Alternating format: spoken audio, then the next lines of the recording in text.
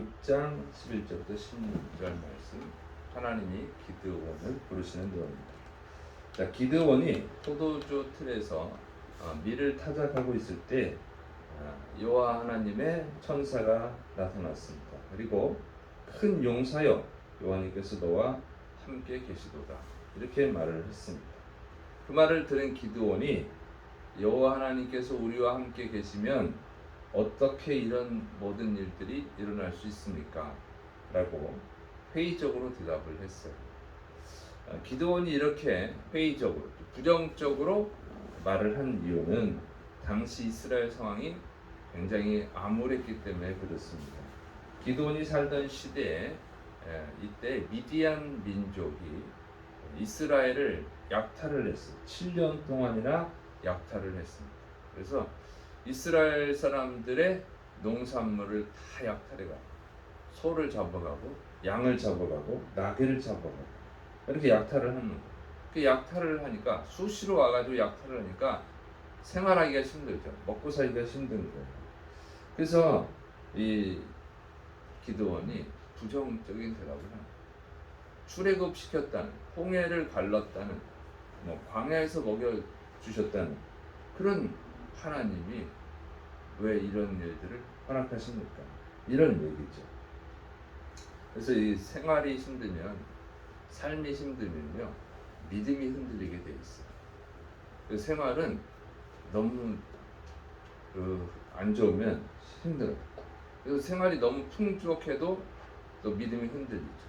그래서 이 잠언에 아굴의 기도가 있습니다. 잠언 30장 7절 9절을 보면, 내가 두 가지 일을 주께 구하였사오니 내가 죽기 전에 내게 거절하지 마시옵소서.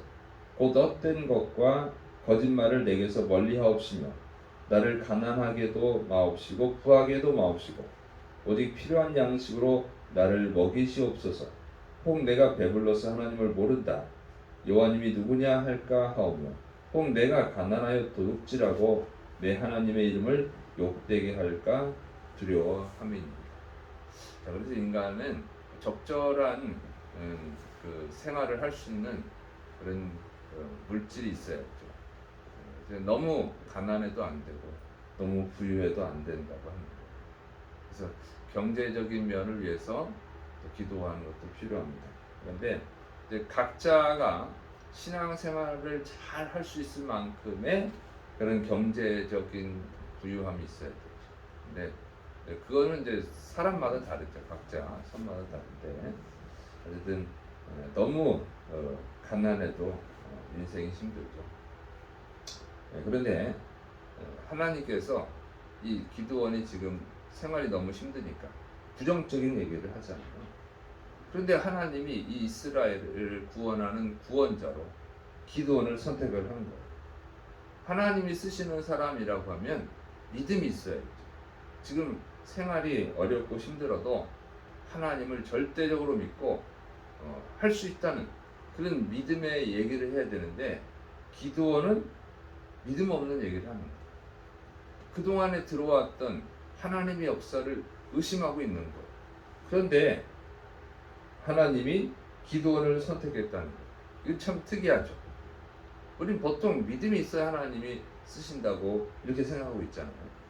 근데 이 사람 믿음이 없어요. 지금까지 있었던 하나님의 역사를 잘 안 믿어요. 부정적이에요. 그런데 하나님이 기드온을 썼다는 거예요. 정말 특별한 일입니다. 그래서 여기서 알 수 있는 것은 뭐냐면, 선택은 하나님의 주권이다. 하나님이 누구를 선택하든지 그것은 하나님의 주권이라는 거예요. 그리고 하나님이 꼭 믿음만 보는 것은 아니다고 합니다. 여러분, 아브라함의 믿음을 보시고 하나님 쓰셨잖아요. 그래서 아브라함은 믿음의 사람이에요. 다윗의 믿음을 보고 하나님이 쓰셨어요. 하나님은 믿음이 있는 사람을 쓰신단 말이죠.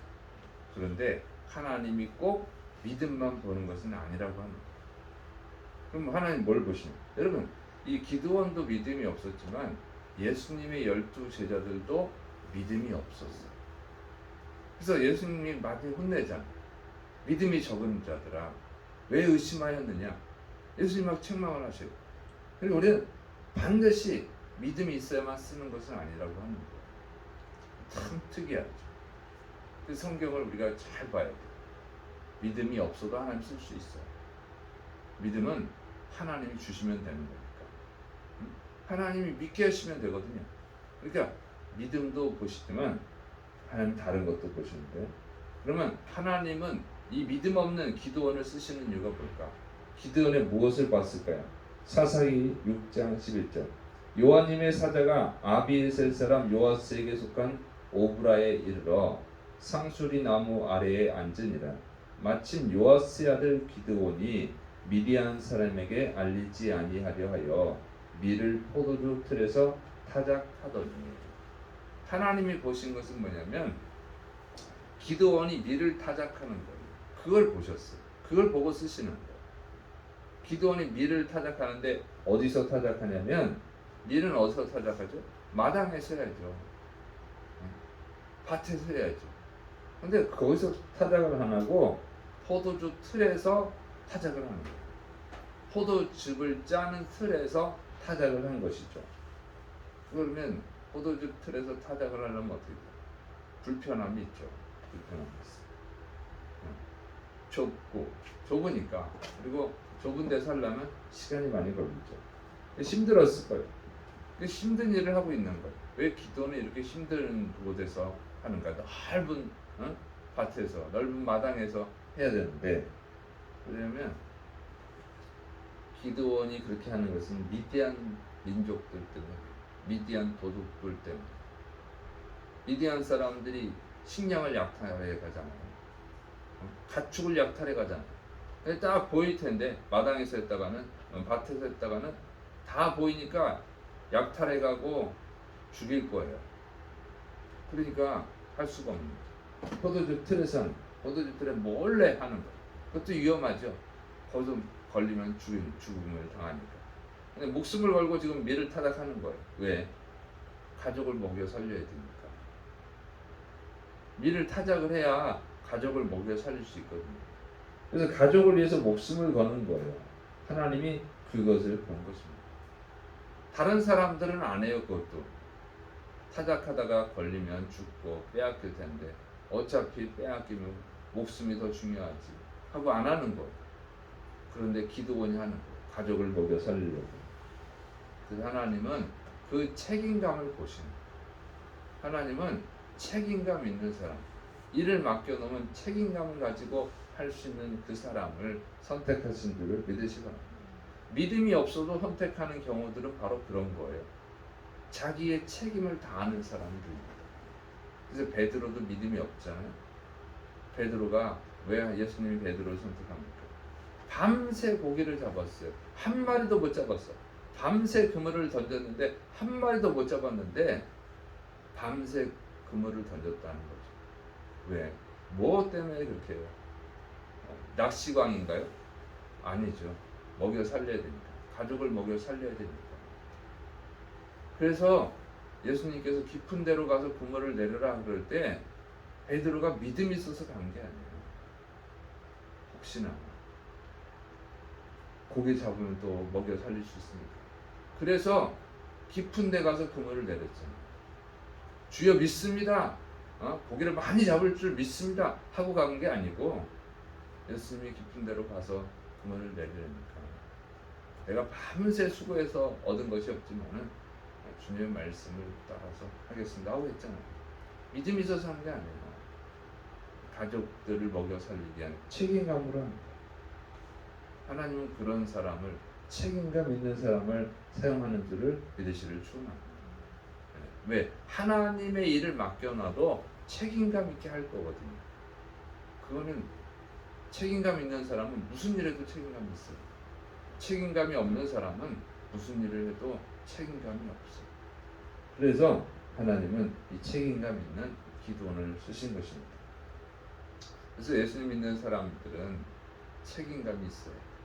특히 가족에 대한 책임감이 있어야 될 줄을 믿으시고, 가족에 대한 책임도 하지 않는 사람이 어떻게 하나님의 일을 하겠어요?